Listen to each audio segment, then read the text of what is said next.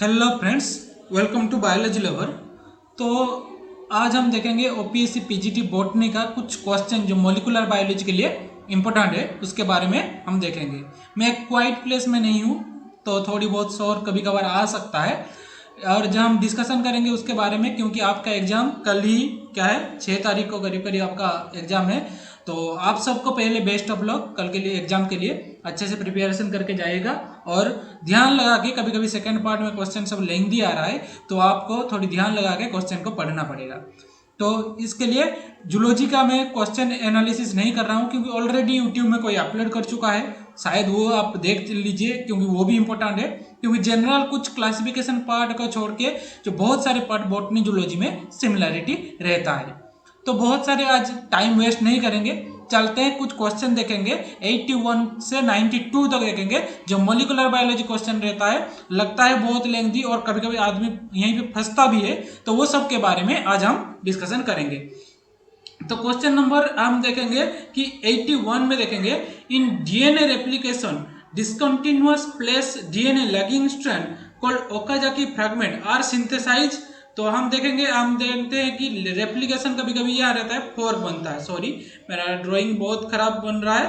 तो इस तरह से रेप्लिकेशन फोर्क बन रहा है। यहाँ पर क्या रहता है, डीएनए पॉलीमरेज ये जो रहता है, तो प्रोकैरियोट में यूकैरियोट में अलग अलग रहता है, तो वो रेप्लिकेशन फोर्क आगे बढ़ते रहा होता है।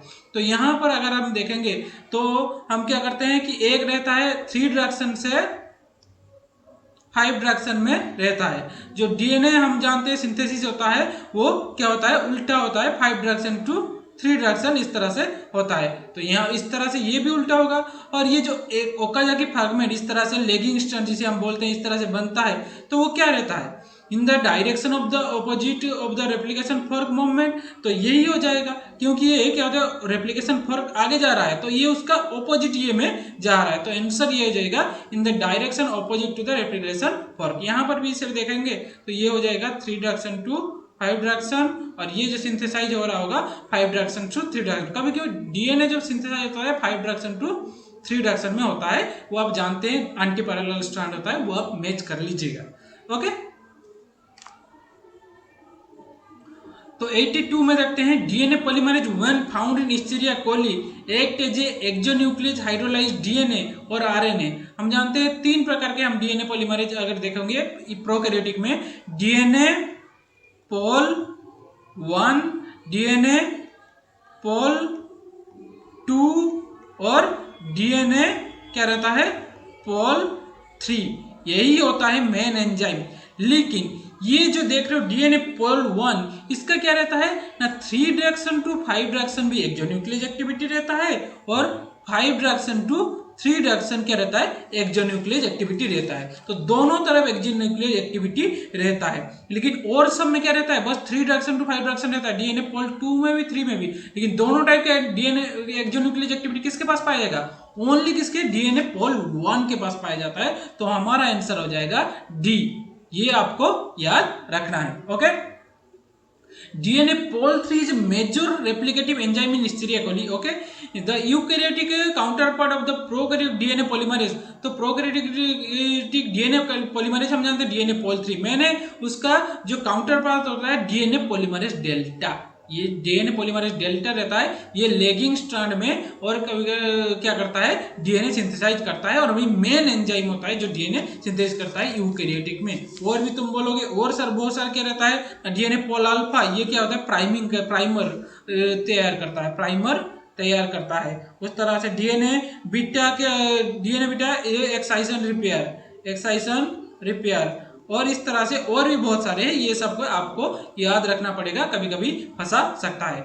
हाँ, कभी कभार क्वेश्चन क्या कर रहा है, अगले साल जो पूछा है थोड़ी बेंड कर रहा है, उससे नहीं पूछ रहा है, तो ये सब भी आपको थोड़ी देख के जाना पड़ेगा। क्योंकि आपको ये हिंट्स मिल गया होगा कि ओपीएससी पीजीटी जो जूलॉजी एग्जाम हुआ था 29 को, उससे मिल गया होगा। Okay, the base excision repair is one of the several mechanism to repair DNA damage involving. DNA damage को कैसे रिपेयर करता है ना, देखते हैं। Several repair enzyme, one key enzyme involve in the base excision repair wrongly incorporated purine, pyrimidine form the nucleotide cleaving bond between the base deoxyribose resulting epi site the said enzyme. इतना story हम जानते हैं। कौन से enzyme ठीक करता है? DNA ग्लाइकोसाइलेज। ये हो जाएगा डीएनए ग्लाइकोसाइलेज। यही क्या करता है? Base exchange. अगर कोई गलत 2 स्ट्रैंड है और उसमें से यहाँ पर अगर क्या लग गया ए और यहाँ पर लगना था टी, तो ये यहाँ पर जी लग गया, तो ये क्या हो जाएगा? यहाँ से जो न्यूली सिंथेसाइज हुआ है उसी को निकाल दिया जाएगा और क्या करेगा? उसके बाद डीएनए पोल 1 आके उसमें क्या करेगा? सही बेस इनकॉर्पोरेट करेगा, डीएनए लाइगेज जोड़ देगा। तो डीएनए ग्लाइकोसाइलेज इस तरह से रहता है। और अगर बोलेंगे क्या होता है कि पिरिमिडिन डाइमर बन रहा है, डायरेक्ट रिपेयर किस तरह से होता है? पिरिमिडिन डाइमर बनता है, तो वहां पर कौन एंजाइम काम करता है? डीएनए फोटोलेज। ये भी पूछता है डीएनए फोटोलेज, क्योंकि उवीरे के वजह से क्या होता है कि पिरिमिडिन डाइमर बनता है, वहां पर डीएनए फोटोलेज रहता है। तो ये सब आपको मिसमैच रिपेयर ये सब आपको पढ़ना पड़ेगा। ये देखो बहुत मेमोरी लेवल का क्वेश्चन है। 85 नंबर हम देख लेते हैं। There are 64 codon in total which there the stop codon specify no amino acid, one start codon specify the methionine, rest 61 code specify the amino acid, all amino acid specify more than 2 codon. मतलब बहुत सारे codon मोर than 2 codon के द्वारा specify होता है। Few amino acid are specify only by 1 codon, the number of such amino acid. तो क्या रहता है? ये आपको मेथियोनाइन तो जल्दी याद आ जाएगा, लेकिन दूसरे वाला जो टीआरपी ट्रिप्टोफैन होता है वो याद में नहीं आएगा। तो ये सारे होता है सिंगल अमीनो एसिड जो बनाते हैं, क्या रहता है? 2 रहते हैं। एक होता है मेथियोनाइन और होता है टीआरपी रहता है, शायद ट्रिप्टोफैन। ये 2 रहता है, तो ये 2 होता है। अगर बोलेगा सबसे ज्यादा अमीनो एसिड किसके द्वारा मतलब होता है कोडन किसके लिए होता है कोड करने के लिए, कौन से अमीनो एसिड के लिए? तो 6 भी करीब 6 रहता है कोडन एक अमीनो एसिड कोड करने के लिए, और उन सब का नाम होता है ल्यूसीन, सेरीन और उसके बाद अर्जिनाइन। ये होता है 6 अमीनो एसिड। इस तरह 4 भी है और भी है। तो इतने सारा मेमोरी लेवल वो तो हम भी भूल जाते हैं, लेकिन आपको याद रखना पड़ेगा। मेमोरी लेवल क्वेश्चन में भी आदमी फंसता है, मैं भी फंसता हूँ क्योंकि भूल जाता हूँ कभी कभार। तो ये सब आपको याद रखना पड़ेगा। Eukaryotic cell contain 3 distinct nuclear RNA pol 1, 2, 3. One is transcribe the mRNA. mRNA किसके द्वारा होता है? हम जानते हैं RNA pol 2 होता है, mRNA के लिए ये रहता है। और अगर देखेंगे RNA pol 1 किसके लिए रहता है? जनरली rRNA के लिए रहता है। pol 3 क्या रहता है? tRNA। और 5s snRNA 5 अगर देखेंगे 5s rRNA। और कौन रहता है? snRNA। तो ये सब कौन बनता है? U6 snRNA। तो ये सब बनाता है डीएनए पोल 3। सॉरी आरएनए पोल 3 ये सब बनाता है। तो कभी कभी मिस्टेक हो जाता है, तो इसे इग्नोर कीजिए। तो 87 में देखते हैं the translation start specific initiation side of the 5 direction end of mRNA. हम जानते हैं in both prokaryotic and eukaryote the first step of initiation stage is the binding of। तो क्या हो जाएगा? इतने सारे स्टोरी में पढ़ूंगा तो बहुत टाइम लॉन्ग वीडियो हो जाएगा। इसमें आप ध्यान लगा के ये सबको क्या कीजिए? पढ़िए, ये सबको पढ़िए। लेकिन इसका आंसर हो जाएगा क्या हो जाएगा? डी हो जाएगा। Specific methionine tRNA formyl methionine. इन प्रोकैरियोटिक में formyl methionine tRNA, in prokaryotic mRNA containing AUG initiation codon and small ribosomal subunit. तो यहाँ पर अगर देखोगे हम जानते हैं साइन डायगोनल सीक्वेंस होगा और यहाँ पर आगे AUG होगा और स्मॉल सब यूनिट पहले बाइंड करेगा, उसके बाद ऊपर आके एक लार्ज सब यूनिट, जगह नहीं है, लार्ज सब यूनिट बाइंड करेगा और यहां से क्या हो जाएगा? वो क्या होता है? आगे बढ़ता जाएगा। तो ये सब आप जानते हैं। AUG in small ribosomal subunit, large ribosomal subunit, then large subunit join the complex forming functional ribosome which elongation of the polymer chain and process। तो ये सब आपसे जानते हैं। इससे के उसके बाद क्या होता है? ये इस तरह से रहेगा। इसका रहता है जो राइबोसोम का A site, P site, exist site. तो ये सब भी आपको थोड़ी देखना है। Okay. Induction process in which express the gene that turn on in response to the substance is the environment called inducer, and repression reverse the turned of process both operate in the log operand transfer in log operand CMP CRP complex। तो ये क्या करता है? CMP CRP complex किस तरह से काम करता है? ये शायद पॉजिटिव रेगुलेटर जैसा काम करता है। हाँ, ये रह जाएगा C, क्योंकि CMP CRP कॉम्प्लेक्स क्या करता है? पॉजिटिव रेगुलेटर जैसा काम करता है। पढ़ लेते हैं इसे क्या होता है। positive regulation of induction through binding base sequence in the DNA, promoting region the facility better binding RNA polymerase and promote the leading initiations of the transcription. तो ये करता है पॉजिटिव रेगुलेटर। तो ये थोड़ी आपका ऑपरेंट सिस्टम आपको देखना जाना है, लाट नहीं बस ट्रिप्टोफैन ऑपरेंट भी साथ में देख के जाना है। ओके, तो अब देखते हैं 89 the DNA dependent RNA polymerase. Okay, DNA dependent मतलब वो क्या होता है, वायरस जो एचआईवी वायरस जिस तरह से काम करता है, DNA dependent RNA polymerase transcribe RNA. तो ट्रांसक्राइब आरएनए क्योंकि जब भी क्या होता है डीएनए से आरएनए बनता है, किस टेम्पलेट किस यूज किया जाता है, 3 डायरेक्शन टू 5 डायरेक्शन, इस तरह से इसी को टेम्पलेट यूज किया जाएगा। तो इसी तरह से देख लेते हैं। तो 89 का आंसर हो जाएगा the 3 direction 5 direction strand DNA is a template known as the sense strand. तो इसी को क्या होता है टेम्पलेट यूज करता है, इसे सेंड स्ट्रैंड हमें बोलते हैं। ओके, तो ये हो जाएगा इसका आंसर। ये आपको याद रखना है, डीएनए सिंथेसिस आरएनए सिंथेसिस कौन से डायरेक्शन से कौन से डायरेक्शन में होता है।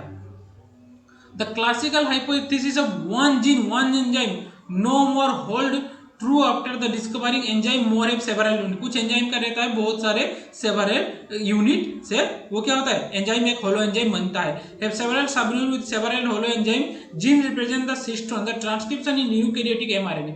यूकैरियोटिक mRNA हम जानते हैं क्या होता है मोनोसिस्टर्निक होता है, मतलब एक जीन क्या होता है एक सब यूनिट की या एक एंजाइम के पार्ट को मतलब एक जीन से एक प्रोटीन ही बनता है। लेकिन जो प्रोकैरियोटिक में क्या होता है पॉलीसिस्टोनिक, मतलब एक जीन बहुत सारे प्रोटीन बना सकता है।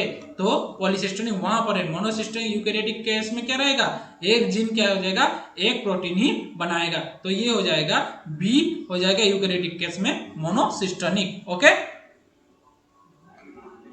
तो अब देखते हैं the simplest type of mutation which nucleotide in DNA duplex replace with different nucleotide pair mutation T replace by C. इसको देखना है टी किसके द्वारा रिप्लेस हो रहा है, टी किसके द्वारा हो रहा है सी के द्वारा। Okay, and A replace by G, A replace by क्या हो रहा है G, T replace by C और A replace by G. This type of मतलब एक टाइप के हम जानते हैं प्यूरिन में कौन आ जाता है ए और जी, प्यूरिन में क्या आ जाता है साइटोसिन थायमिन और यूरेसिल आ जाता है। तो ये एक टाइप के क्या होता है न्यूक्लियोटाइड पेयर एक टाइप के ही क्या कर रहे हैं मतलब सब्स्टिट्यूट कर रहे हैं। तो ये सारे क्या हो जाएगा ये क्या हो जाएगा ना ट्रांजिशन म्यूटेशन हो जाएगा। ये क्या हो जाएगा 91 में क्या हो जाएगा ये ट्रांजिशन म्यूटेशन हो जाएगा। अगर नहीं ए को क्या करता टी या सी को क्या रहता है जी, तो ये करता है प्यूरिन पिरिमिडिन को कर रहा है, पिरिमिडिन प्यूरिन को कर रहा है, तो उसे बोलेंगे ट्रांसवर्सन। क्या बोलेंगे ट्रांसवर्सन बोलेंगे। अगर उल्टा हो जाएगा प्यूरिन पिरिमिडिन का और पिरिमिडिन प्यूरिन का ट्रांसवर्सन। साइलेंट म्यूटेशन ये सब भी देख के जाना है। साइलेंट म्यूटेशन क्या होता है अगर म्यूटेशन हुआ लेकिन सेम टाइप अमीनो एसिड बना तो उसे बोलेंगे साइलेंट म्यूटेशन, कोई प्रॉब्लम नहीं हुई। नॉनसेंस म्यूटेशन क्या हुआ कि इस तरह से म्यूटेशन हुआ जो स्टॉप कोडन क्या होता है स्टॉप कोडन जो रहता है तो क्या रहता है जिस तरह से 3 स्टॉप कोडन जानते हैं उस तरह से अगर वो स्टॉप कोडन में हो गया तो वो सब क्या हो जाएगा वहां पर बंद हो जाएगा। उस तरह से अगर वहां पर जो क्या होता है हम जानते हैं स्टॉप कोडन आ जाता है वहां से प्रोटीन जो बनने वाला था वो क्या होता है बंद हो जाता है। अब ये हो जाएगा नॉनसेंस म्यूटेशन हो जाएगा। तो ये सब भी आपको याद रखना है। तो लास्ट क्वेश्चन इसे मैं डिस्क्राइब नहीं करूंगा क्योंकि वो पाथवे बहुत ये रहता है बड़ा रहता है, तो इसलिए आपको लास्ट क्वेश्चन ये आपका रहा 92 The herbicidal action of the glycophosphate is through the inhibition of 5-inopyruvate Shikimate 3-phosphate synthase ESPS block the Shikimate pathway responsible synthesis of the aromatic amino acid। तो aromatic amino acid बनाता है ये pathway। In bacterial plant the engineered glycophosphate resistant crop, मतलब glycophosphate resistant crop किसके लिए glycophosphate क्या रहता है herbicidal रहता है, मतलब क्या होता है जितने सारे वीड रहता है उनको मारने के लिए यूज करता है। तो इसको इसके एप्लीकेशन की वजह से जो अच्छे प्लांट भी है तो वो भी क्या हो सकता है मर सकता है, इसलिए उसका रेजिस्टेंट क्रॉप डेवलप किया गया है। तो उसमें वो एरोमेटिक अमीनो एसिड बनना अगर बंद हो जाता है वो किस तरह से जिंदा रहता है ना, वो किस तरह से जिंदा है तो ये हो जाएगा इसका आंसर हो जाएगा synthesize the aromatic acid through alternative route. क्योंकि इस तरह से रेजिस्टेंट अगर एरोमेटिक अमीनो एसिड नहीं बनेगा, जो 3 प्रकार का एरोमेटिक एसिड होता है हम जानते हैं फिनाइलएलानाइन ट्रिप्टोफैन और टायरोसिन, तो वो सब क्या होता है वो बनेगा नहीं, और बनेगा नहीं तो प्लांट कैसे ग्रो करेगा। तो इसलिए यहाँ पर जो इंजीनियर किया गया वो अल्टरनेटिव पाथवे पे एरोमेटिक अमीनो एसिड बनाता है। तो आज के लिए आपके लिए इतना ही था। सजेशन है, अच्छे से देख के जाइए। मैंने भी बहुत सारे एग्जाम दिया है जिसमें मैंने गलती किया है, तो वो सब के बारे में हम क्या करेंगे, डिस्कशन करेंगे। ओके।